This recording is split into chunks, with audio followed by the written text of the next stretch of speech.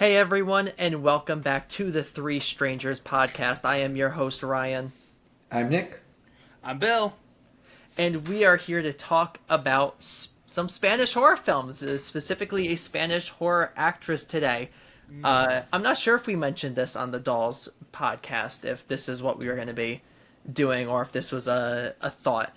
But we're going to be talking about Belen Rueda. You guys might know her from films like The Orphanage.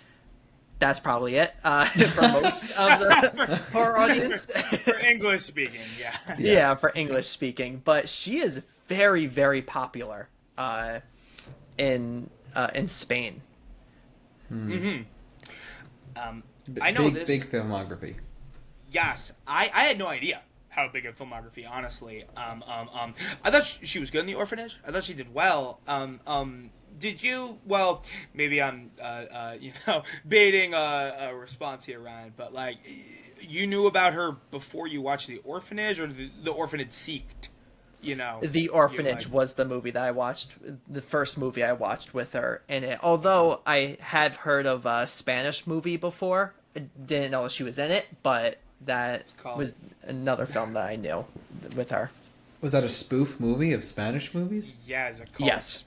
Oh, so it's like, oh god, it's like Scary Movie or something. Exactly. For Spanish. Okay. It's kind of meta. What would American movie be? I don't know. I'm scared of what it would. Yeah. All right, next question. Actually, weirdly, probably Top Gun Maverick, but we'll talk about that. Oh yeah, probably. We'll talk about that later. Yeah, so let's get right into talking about Belen Rueda. So a little bit about her. She was born March 16th, 1965. She is currently 60 years old, which is kind of crazy for me to think about. She was known for a lot of television series at the start of her career. She was in two called Periodistas. I'm going to be butchering Spanish names and movies. I'm so sorry. Let's just get that out of the way now. Yeah. Nick and I will be judging you extensively, Ryan. Don't worry. Yeah. And she was also in Los Serrano. Her feature debut film, which is one of the films that I watched separately from you guys, was called The Sea Inside. Now, going in, I know that this is a film that she won awards for. She won awards for her debut. Yes, for her feature debut. Wow. She won the Goya Award, which is like their award shows in Spain, for Best New Actress. I don't know the other film that it was going up against, so I can't say if it's deserved or not, but she's excellent in this movie. Funny enough, her character's name in this film is Julia. Oh, yeah. Oh, yeah. Look at that. I'll be real. That always confuses me a little bit. That actually confused me recently with The Big Lebowski and Jeff Bridges, and that his character's name is Jeff in the film.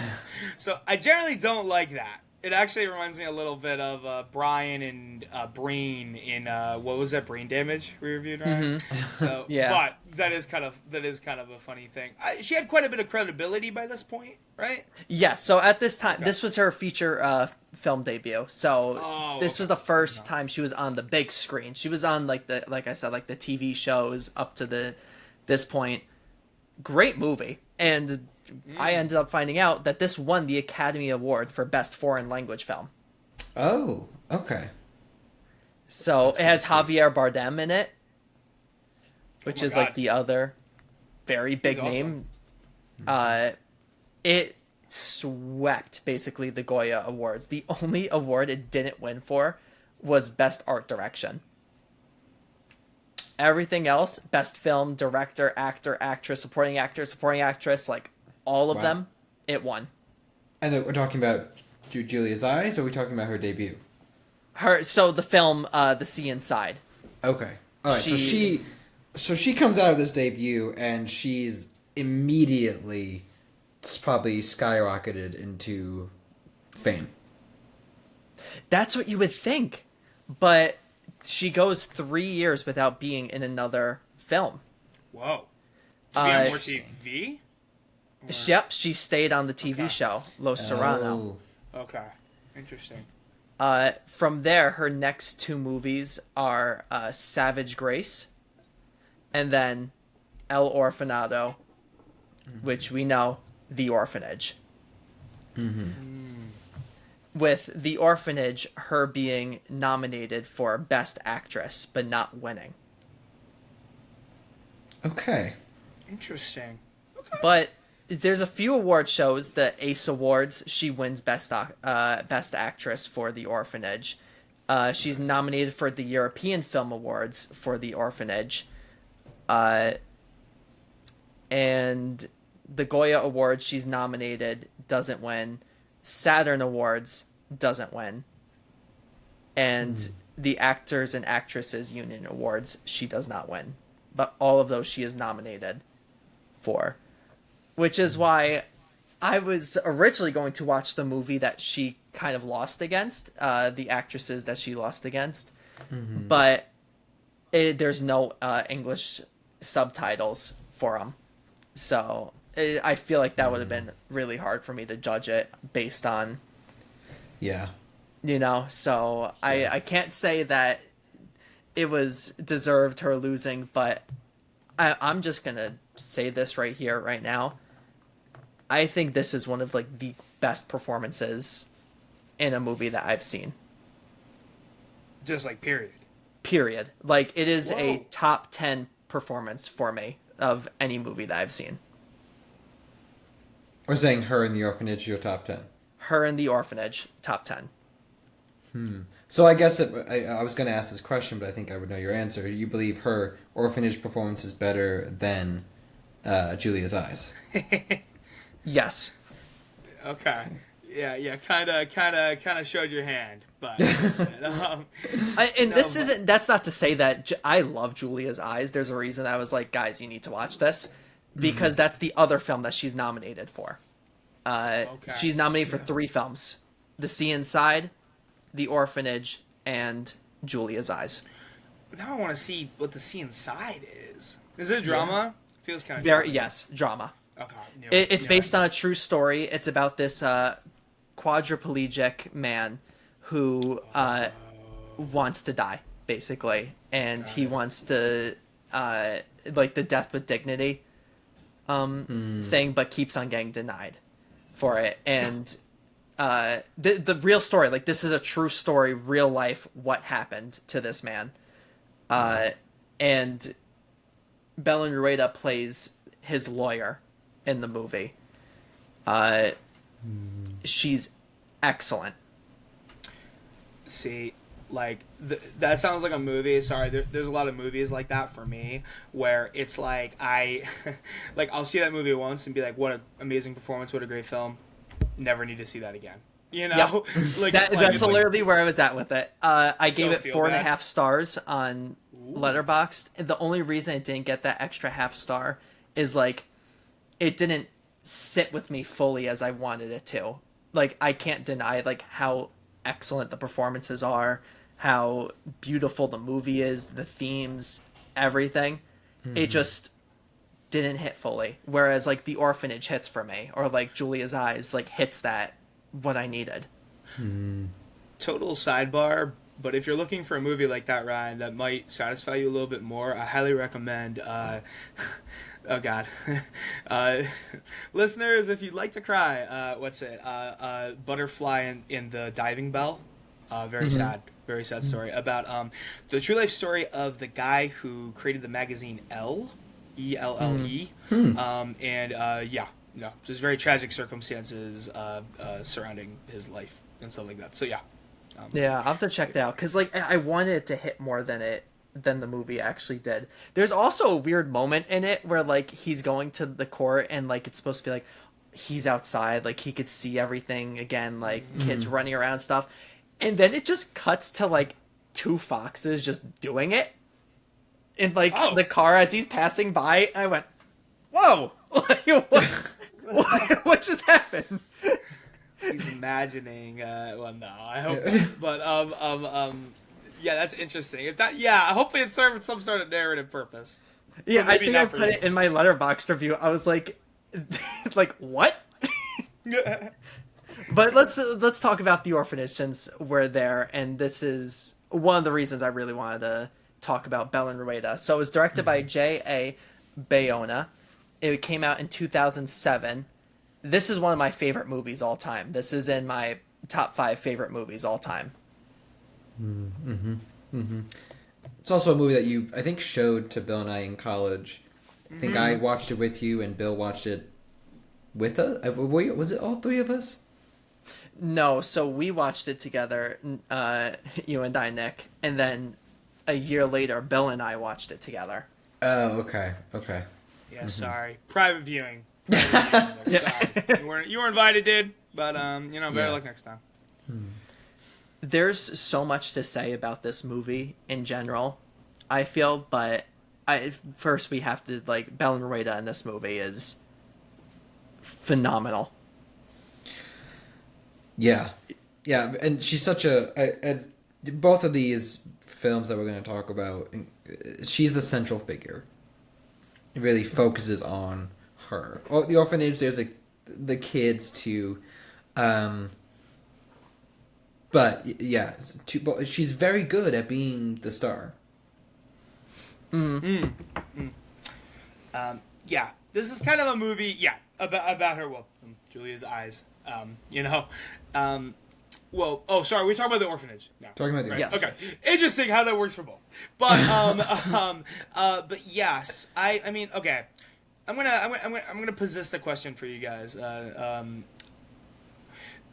This movie is interesting because I think stories about orphanages tend to carry this certain, like, I think actually, okay, maybe I'm going to tread lightly here. Watch this one. Orphanages in fiction in general, I actually think it's a little bit more in, like, literature than I would say in movies. I often sometimes feel like they get the short shrift of being, like, instant emotional kind of, like, it's like, okay, well, the orphanage is, if you're a kid, many people would argue, like, a very bad place to be, right? I don't think actual orphanages, and sorry to anyone who, sorry if I'm offending anyone that kind of had, like, that, like, experience, like, growing up and everything, but I think a lot of times they are used in works of fiction to be like, okay, well, this character is, like, starting at their lowest, right? But what's interesting is that it's not necessarily that we have Belén here kind of, like, she was not an orphan, but she's becoming a caretaker, right? Well, at the beginning, she's an orphan at the orphanage, and it's painted as very happy, like she ends up getting adopted and leaving. It paints the orphanage in a good light for maybe that, like, I forget how long that first scene is. Relatively good light, I guess. Yeah, and then there's a flip. Right. Yeah, That's kind of and a flip. Right. Yeah. Yeah, and I think it's interesting how this movie portrays that, because I think you're right, Bill. But I think it does interesting ways of getting us to the point of being a little bit not scared of the orphanage itself, but feeling sad for our characters within it. And for example, how her child that she adopted, Simone, he has HIV. So that is where we get we feel bad for him. And we're going to be full on spoiling all these movies. So I guess this is your spoiler warning. That happens in the first 10 minutes of the movie. So it's not like this massive. But the spoiler twist, is, it's a death sentence. It's a death sentence at this point. Because I don't know if the movie is supposed to be modern day where there is treatment for HIV. I forget if they specify. They say that there's treatments, but he only has a few months to live. Like he's very close to death, and that's a theme of the movie, and is going to be something that drives our main character, Belen Rueda, Laura to kind of see the apparitions and like the ghosts that are in the orphanage, which is the other thing that I want to mention, how it makes us like sad being there. We don't know what happened to the other kids at the orphanage until later on, where we find out that they were murdered. Right. Mm-hmm. Yeah, it's interesting. We're treading this line here, like where it's like sort of like, you know, I mean, I'll preview my thoughts. I think they do a good job making you care about the fate of the kids, and I think that's sort of it's interesting because we have Laura kind of go from this like peer of the kids to kind of like this like maternal role, but they never got to grow old, right? Yeah. You know? Yeah, and there's a lot of mention of like Peter Pan in the story, of like how that's why they mention at the end like Laura, like she's Wendy from the book. Right. And who is Peter Pan? What is Peter Pan? An orphan. Yeah. Mm-hmm. Yeah, and it very much parallels that the depressing parts of Peter. It does actually a really nice job there, of that parallel throughout the movie, and it's nice, like because it I feel like it's a full picture. It's not just like a forced parallel. You know what I mean? Like, oh yeah, it's this. No, like it makes sense. An orphanage, Peter Pan, her being Wendy, her rescuing, kind of giving reason to live for them, or guiding them with life, although as little of them survive, but yeah, it is this like I think the theme really resonates like with like fleeting hope. Mm-hmm. Would you guys say? Which is it's a pretty serious theme, and I kind of want to talk about how, like, I kind of want to ask you guys whether or not you think it's a horror movie or not. It's a thriller. Okay. A thriller. Okay. But it's like a Qualify that. Why? because I struggle fully calling it a horror movie, although it takes a lot of like horrific elements and does great jobs with them. Like we have our jump scares, like Benigna getting hit by the car. My students screamed when that happened because of like how out of nowhere it is.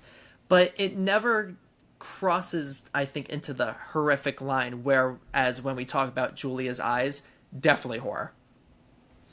Yeah. Mm-hmm. It's a body horror elements. Whereas like, but the weird thing, I mean, there's now we're gonna kind of breach. Well, okay, sorry, those are a bunch of words. I do think both of them are a mystery, though. Yes. Yeah, which is what surprised me about Julia's Eyes, and we'll get to it. But it's what makes, I think both films do such a good job at actually keeping you pretty compelled the whole time, because you start discovering information as the movie goes on. Mm-hmm. I think that's one of the reasons why my students ended up really loving it. At first, when I told them that, I was like, listen, this is going to be a film in a different language, like it's going to hit you really hard, like be prepared. They're kind of like, oh, it's in a different language, like I'm not going to be. And like 20 minutes in there, subtitles.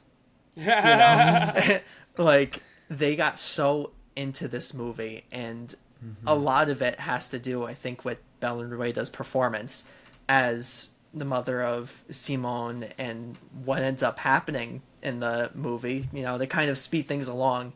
The plot of the orphanage is that Laura has her husband Carlos and her son Simone.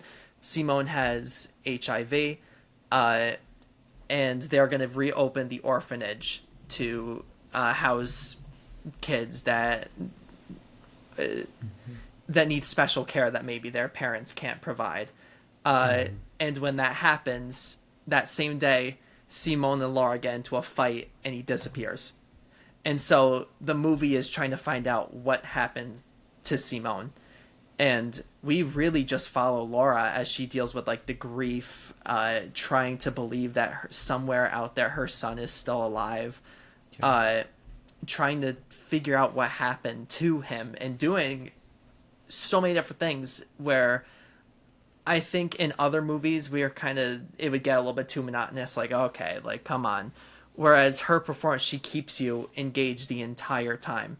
She does things where us as an audience is like, yes, like, that makes sense why you're doing that. That makes sense why you're still holding out hope. Until we get to the final discovery of the movie, which we already said, spoiler alert, you realize that she is the one that killed her son. She killed Simone. Unintentionally, but...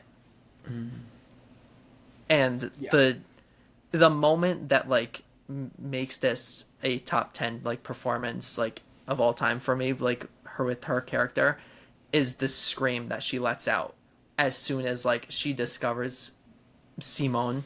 The truth. The no that she yells out. Like, every single time, without fail, when I watch it, I get chills all over my body. No, it's a great performance. I don't know if we want to take this time to talk about this, at this juncture, or, like, wait a little bit more towards the end, but Guillermo del Toro produced this film, correct? Mm-hmm. Yes. I can feel his touch on this movie in subtle ways. I don't know 100%. And yeah, I don't know, something about this. I think somebody like Guillermo del Toro is probably best known for blending genres and blending things like kind of like across movie mediums. But I really feel he has a certain love of tragedy. Yes. Of, like, and there's, like, avoidable tragedy in some of the cases, like, in this, like, thing, like, in this movie. But there's also, like, tragedy that was just always going to kind of happen given the circumstances. Like, I would say, like, the HIV, that is a case where who could have, had seen that coming. Yeah. But I think there is something kind of, like, melancholy about this, sort of whole deal. And I feel it. Yeah. You can tell he's attracted to it. He's attracted to all these movies that are like what Bill was saying, that the circumstances are very immediately known. They don't take their time with their writing. They let it be known, and they rope you in from the very beginning. And he's good at identifying that. He really is. Something interesting is that I think it goes past just Guillermo del Toro. A lot of Spanish horror movies / thriller movies are devastating to watch. I think of, like, The House at the End of Time. Oh my god, that movie. Like, there's a few go-to movies I have that can make me cry. The Orphanage being one. The House at the End of Time is another one. And then... I've never seen, but now that makes me want to seek it out even more. And then my third one is another Spanish horror movie. It's called Tigers Are Not Afraid. And at some point I would love to talk about that movie. But, like, tears falling down my face, and it's just the second act. Like, we didn't even get to the third act yet. Wow. That is one of the most devastating movies that in recent memory that I've watched that has really taken, like... And sorry, can I get that for my my Letterboxd? Can I get that? What was the name of that film? Tigers Are Not Afraid. Okay. Full recommendation from you. Okay. Yes. I, like, literally second act, I have tears flowing down my face. And I'm like, oh god, what's going to happen in this third act? We are nowhere near the end. Yeah. It is, oh my god, like, heart-wrenching. It's not a Life of Pi style situation? No Calvin and Hobbes? Yeah, you gotta watch it. You gotta experience it. But let's say our final thoughts on The Orphanage, and then we'll keep on going a little bit through our filmography. For me, big recommend first off to watch The Orphanage. It is truly such an amazing film. Don't watch any crappy dubs that there may be of it. Yeah, don't. Watch it with the subtitles. The performances are too good. And that applies with Julia's Eyes too. The performances are way too good to just hear a different voice. Yeah, her acting is something that I think really resonates with her acting style with me is you could hear all of the emotion in her voice. Whereas like other times, like we could talk about like a Christopher Walken or like these big actors that everyone knows, you don't always get that with them. She's not an actor where she plays herself. So refreshing. Yeah. Yeah. So let's continue on kind of through her filmography. Oh wait, I didn't let you guys do your thoughts on The Orphanage. What are your thoughts, Bill? What are your thoughts? Wait a second. No, The Orphanage is a beautiful film in a lot of ways. I honestly think of it as being a really good example of a blending of a few dramas. I would say, oh God, you think it's a thriller? I think that's true. I would almost sooner kind of like label it. God, I don't want to throw historical in there, but it is kind of a horror drama, a horror. Yes. Horror-y? I don't know if I can say that. No. I don't think It's also kind of like gothic. Definitely Yeah. gothic elements to it. Gothic drama. I'd agree. Yeah. Yeah. Once more, Del Toro, a little bit. Sorry, I don't want to Yeah. take away from the director, but I definitely think that they were all kind of on the same page with this, kind of aesthetic and this kind of world that they're creating here. And it's a good world. It's just a tragic one, not unlike our own. But anyway, but yeah. What about you, Nick? Yeah, I totally agree. I think The Orphanage is a rare. I mean, I don't want to even say rare. It's a movie that really bodes a lot of emotional attention and heartstrings. I mean, it doesn't. I think in other genres, dealing with child trauma is so taboo. And in a horror movie, they're used as fear instead of trauma, where I feel like The Orphanage does a really nice job of blending that it can be horrific, but can also be connected to very real life things and real life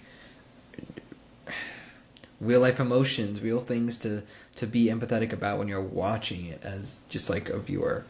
And I think Orphanage is just an amazing job, amazing performance, amazing leading performance, obviously by Belén, but full recommend as well. Yeah. Something I want to mention is a lot of the times when a movie does really well in other countries, we get crappy American remakes of it. Originally, there was supposed to be one with No. there was originally supposed to be a crappy Sorry, remake. I'm like, no. Yeah. Well, are you ready for this? What do you got for me? So Larry Fessenden was supposed to be the director of it, and I don't know if you guys know Larry Fessenden. Not off the top of my head. So he is a very big indie director from New York. He's also an actor in a lot of films, but like Habit is one of his like most known directed, I guess, movies that he's done. He's also done Wendigo. He's done segments of like the ABCs of Death, stuff like that, and he's an actor in a bunch of different things. Okay. But it never came to fruition, and what he said was about it that the clock just ran out. I couldn't land an actress of the caliber they had hoped for. Wow. Because probably Belén was so iconic that you needed someone of her caliber. Mm-hmm. True. Wow. So I wanted to mention that before we moved on. I love Larry Fessenden. I don't want to put like the bad name on him. He's excellent as a director and as an actor. I love whenever he's just randomly in a movie and I'm like, what are you doing here? This pops up. Dude, But- now I'm thinking about desperately what is the best American remake of a foreign film. Ooh, probably The I- Ring, right? Oh, Yeah, interesting. if we're talking most iconic, at least in the horror genre, that would be a good guess. My mind gravitates towards, it's not better, but I would argue that it's so close. It's really hard for me to separate them. Let the Right One In versus Let Me In. Oh, I hate Let Me In. Oh, dude, that's right. I remember. Oh my God, sorry, that's such a flashback. I remember you hate Let Me In, dude. It's I don't know. I would honestly say sorry. I'm not like, maybe this is like maybe this like gets off on my thing, but yeah, no. I think it's a very worthy film. I prefer the original Swedish film, but Yeah. I think it's worthy. Rare worthy Hollywood remake, but you know. But yeah, let's keep on going. We're on a little bit of a time limit today, everyone, so that's why we're kind of moving a little bit quicker than we normally would. Yeah, so now the next time she does a horror movie isn't until Los Ojos de Julia, Julia's Eyes, in 2010. So I originally heard of this film when I was in my master's program.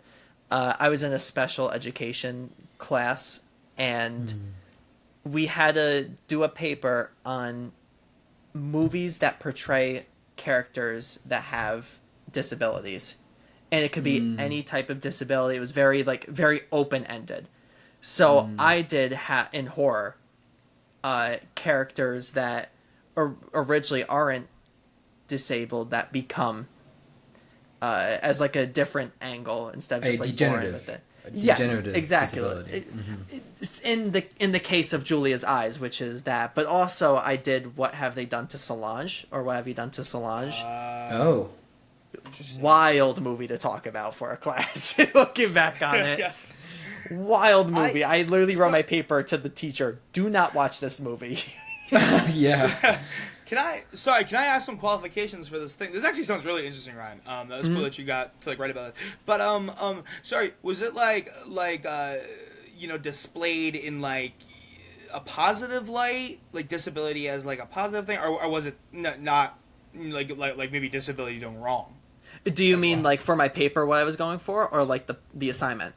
Like the assignment in general, like you could go either way, or You could go either way. Interesting. I would say, and I'm I know we both trained to be teachers and everything, dude. I got exposed to a lot of movies that portray learning disabilities very poorly, and that stuff very poorly. So I feel like, oh god, but it is kind of nice to like see a little positive representation. Maybe that's like maybe more where you'd want to go. But okay, so I should not watch Solange, is what you're saying. Oh, it's an excellent movie. That was more so like this woman was like in her 50s, 60s. I don't think she could handle it. Okay. That was more so it's like, do not watch this, please. Yeah. Okay. Oh, you were saving her. Okay. I was saving her. I explained the whole thing to her. The press will always remember you because she'll watch that movie, or What Have You Done to Solange, and be like, I remember the student's paper that I read. Yeah. So I ends up doing research to find movies in horror that do it. That isn't just oh my god, what's the name? I can't even think of the name of it right now. John Krasinski, the one that he did. A Quiet Place. How there's because he's deaf. Mm-hmm. Yeah. I didn't want to do ones that everyone knows. Like I wanted to go a little bit more out there. And when I was doing research, Tina was helping me out, and she said, "Oh, what about Julia's Eyes?" I was like, "Oh, I've never heard of it before." And I looked up. I was like, "Oh my god, that's Belen Rueda." I was like, "Yep, I'm watching it." Wow. So Tina had knowledge of this movie. Like she was looking it up, and she ends up finding it. Sorry, but still though, that's amazing. That's amazing. Yep. So Julia's Eyes, 2010 horror movie. This one definitely more horror than The Orphanage, but also produced by Guillermo del Toro. Mm-hmm. He's the puppet master among all these. I feel like his weight in Spanish cinema is such that like like he has his fingers in a lot of pies. So we shouldn't be surprised to see him here. And we're gonna see a lot of different within her career. She definitely acts with a lot of similar people, or even in like more roles like the cinematographer or like the musician. Like she very much so works with people that she's worked for before. Like in this, the music is done by Fernando Velasquez. He did the music in The Orphanage. It's produced by Guillermo del Toro. The Orphanage was produced by Guillermo del Toro. This movie is written by Oriol Paulo. The next movie that I'm going to talk about that I watched, he is the director of it, and she's one of the actresses. Wow. So, okay. So there's this like band of film professionals that just kind of travel along, and I mean, I guess it's one of those things where, well, if it ain't broke, right? Because they're doing so well. These films are so well. They're a good team. They're all growing together, and they all create great art. And I mean that seems very exclusionary, right? But when it comes to if you make a good movie, yeah. So, for those who haven't seen Julia's Eyes, Julia's Eyes is about this woman named Julia. She has a twin sister who is blind. Her name is Sarah. And we see this all in the beginning, but I'm still going to say spoiler warning because we don't got time to talk without spoilers. Sarah has a noose in her basement, and she is going to, unalive herself. To which, while she's doing that, someone kicks the stool away from that she's standing on, killing her. Yeah, she decides against it, but she dies anyway. Yeah, and Very so interesting. basically the movie follows Julia trying to solve Sarah's death because she doesn't believe that it's a suicide, while at the same time she has a degenerative disease where she's losing her eyesight similar to her sister. Right. Sorry, something like tropic. I don't want to interrupt your plot summary, but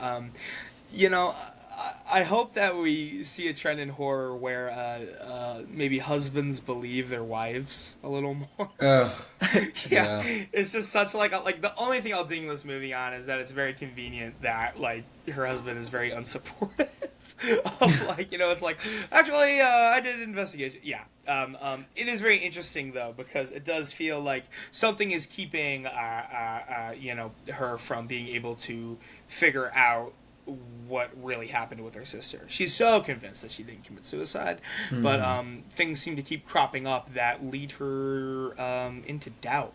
And kind of doubt's a theme of this movie, I would argue. What you can see versus what you can't see, literally. Interesting. So something interesting about this movie is like how supportive but yet unsupportive the husband is. And he gets there, right? And like we see at the end, like he gives like her eyesight. He's the donor in the end. Yeah. But in the same vein, he was the one having an affair with her sister. Yes. Yeah. Which is so Which crazy. doesn't really get addressed. I mean, I feel like it could be a whole other movie, but it's not because he does. Yeah. It's so interesting how like we kind of could see there's tension between them in the beginning, in that she kind of knows what had happened, but he tries to move past it. And I think that's part of the reason why he doesn't believe her with things, where he's like, oh, she did it. Like, I don't want to be here anymore. Like, that's, I think that's part of the reason why he's so unsupportive in like the beginning part of the movie until she kind of honeypots him. I don't know how else to say it, to go to the hotel. She's like, listen, if we go to the hotel, and he's like, all right, listen, you don't know how to tell me twice. Where are we going? Yeah. And then it's like, oops, actually, I'm just following my dead sister's last steps. Yeah. So, I know that, like, we kind of made fun of it, like, a little bit for there. I love this movie. Like, this is... this would probably be in my top 50 horror movies, somewhere in there. Yeah. It's... I think it's very well made. I think it's well... I don't want to say well-paced fully, but I think it follows a very logical structure and knows when to have our twist and when to have our moments of suspense and when to, I think some scenes play out a little bit too long. Uh, but something that I love is that halfway through, the movie just changes its genre for a little bit. Once Yeah. Julia becomes blind, it Oh, becomes a yeah. romance It does. for like She's in 10, recovery. 15 movie. She 10, gets 15 this. minutes. Yep, gets this live-in worker, who really becomes quite important. And I wonder. Well, I want to get to similarities, but I know we're kind of finishing up this plot summary. But I think Oh there's no, a you could start. You could get started with that. So, besides the disability, can you guys tell me why this movie is so similar to Hush, the break-in movie on Netflix? Interesting. What an interesting thing. I'm just gonna go and say I like this movie more than Hush. I appreciate the nuance of it. I feel like the stakes. Does it feel like sometimes this is one of those horror movies where the action of the horror is sort of an extension of the plot rather than the horror kind of everything is done to the characters because it leads back to something with Sarah or Isaac or Soledad, right? Soledad, like yep. Soledad, like it's all very interconnected in kind of weird and kind of strange ways. I think that's why I'm gonna go ahead and say this. This is more plot informed than Hush, but for me, but it is very similar. It is weirdly similar. Yeah. Yeah. And I'm not. No, this is not a criticism Oh, of the okay. movie. Yeah, I want to make that clear. Whoops, It's something. whoops. It's something actually that I didn't realize they had this connection until we started talking about it. But the filmography, the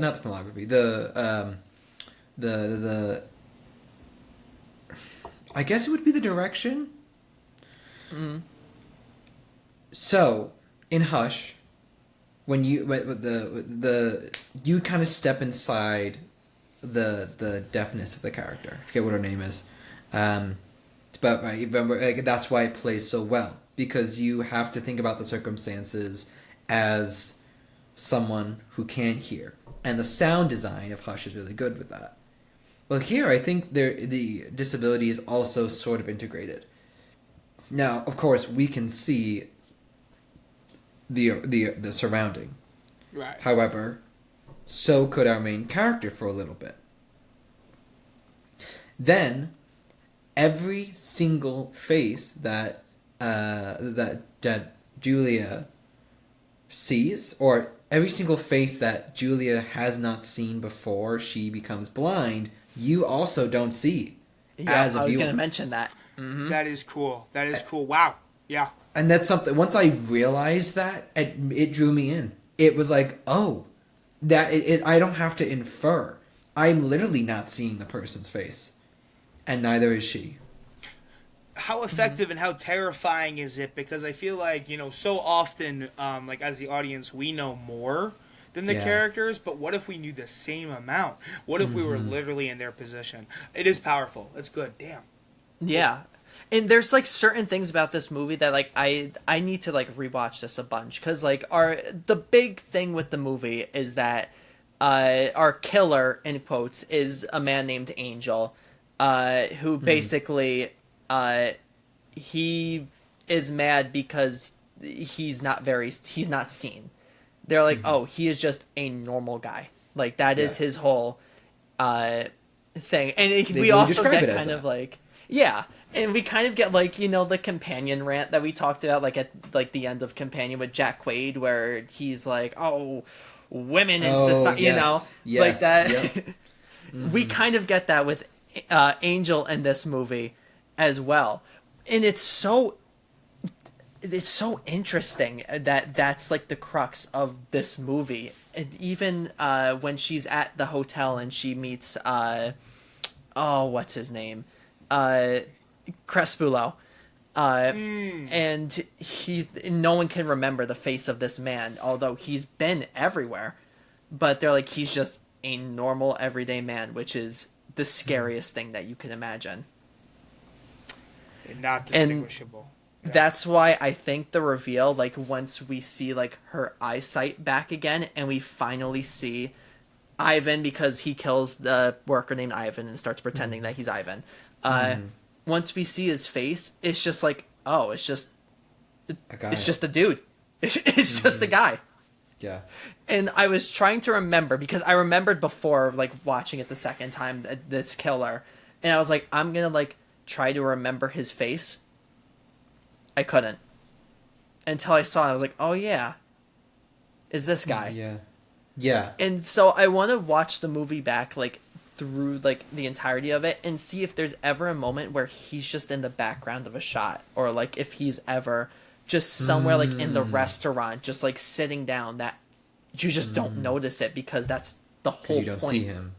Yeah, that would be a good input. I don't know if you'll find it, but that would be a really good director placement.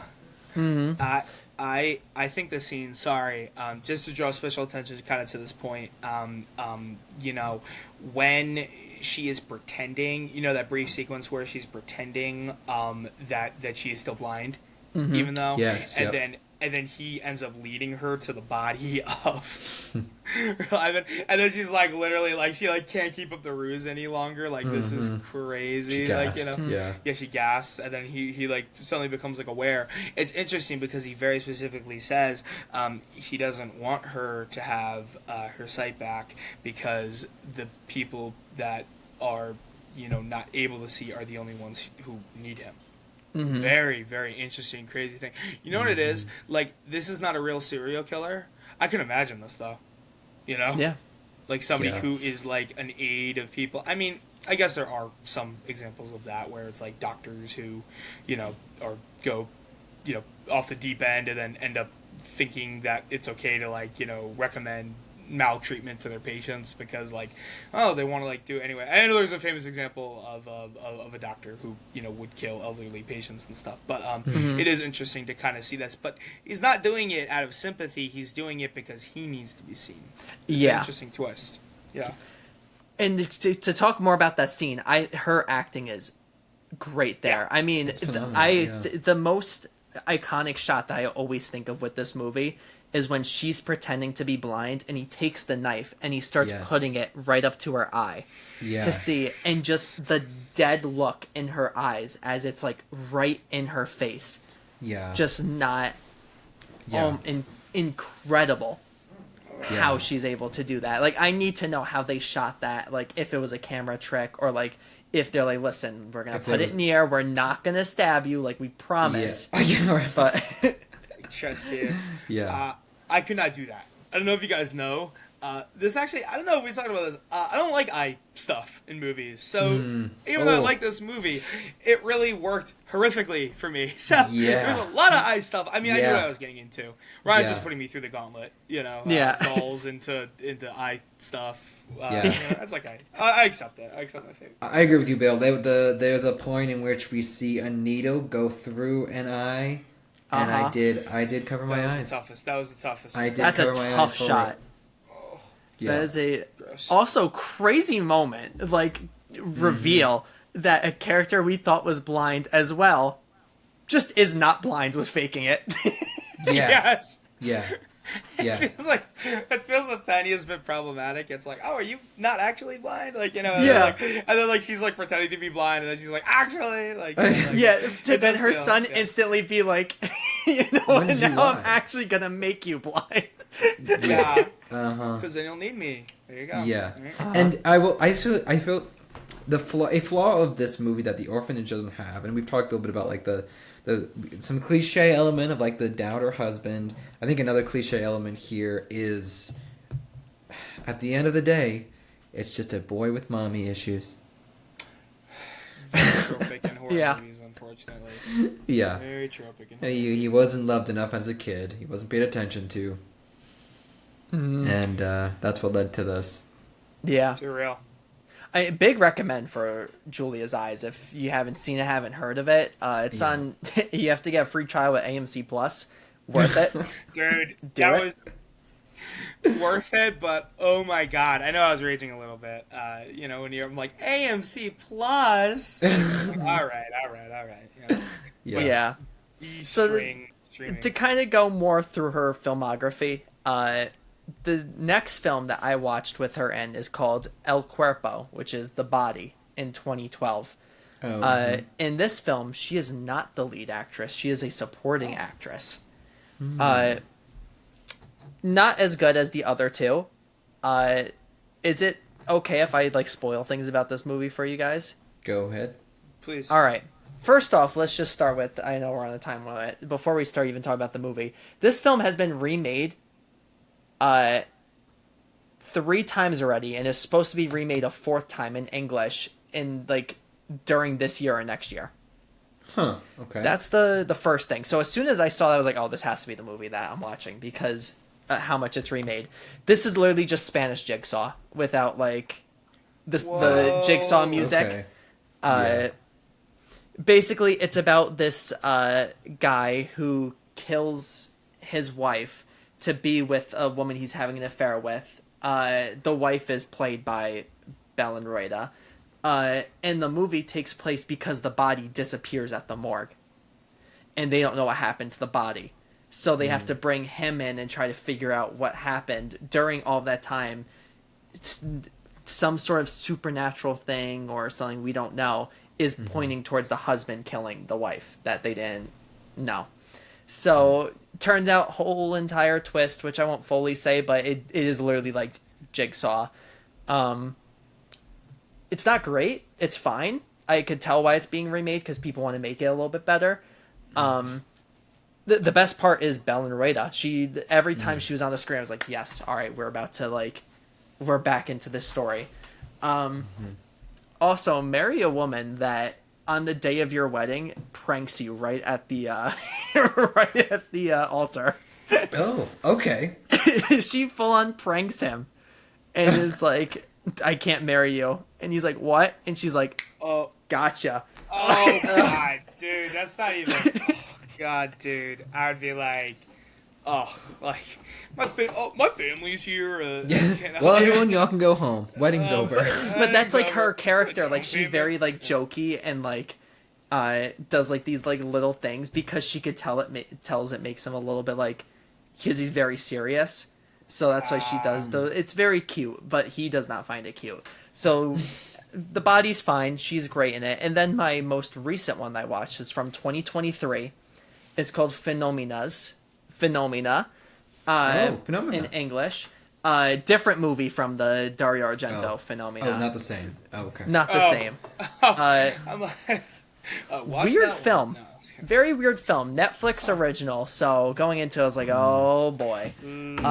Originally starts with the English dub instead of giving you the original Spanish language, which issue with Netflix. Don't do that. Just play in the original language. If someone wants to switch it to a dub, let them switch it. Co-signed. If I want to listen to Belen Rueda, I'm going to listen to Belen Rueda. Yeah. Right. Film's not great. Best part about it, Belen Rueda. So she just steals she just commands the screen whenever she's on it. Yeah, she does.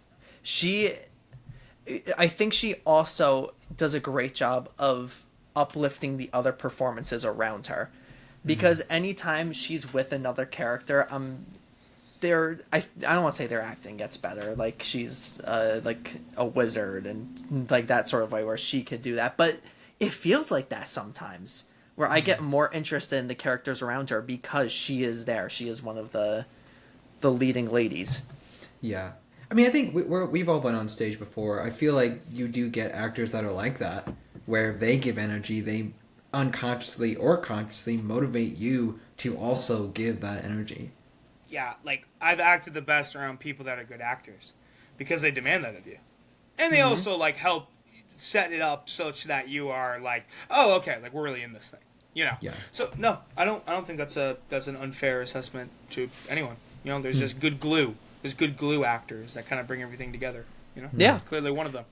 She's still acting right now. She is supposed to be releasing a comedy. She's going to be in a comedy in 2025 this year called Un Funeral de Locos.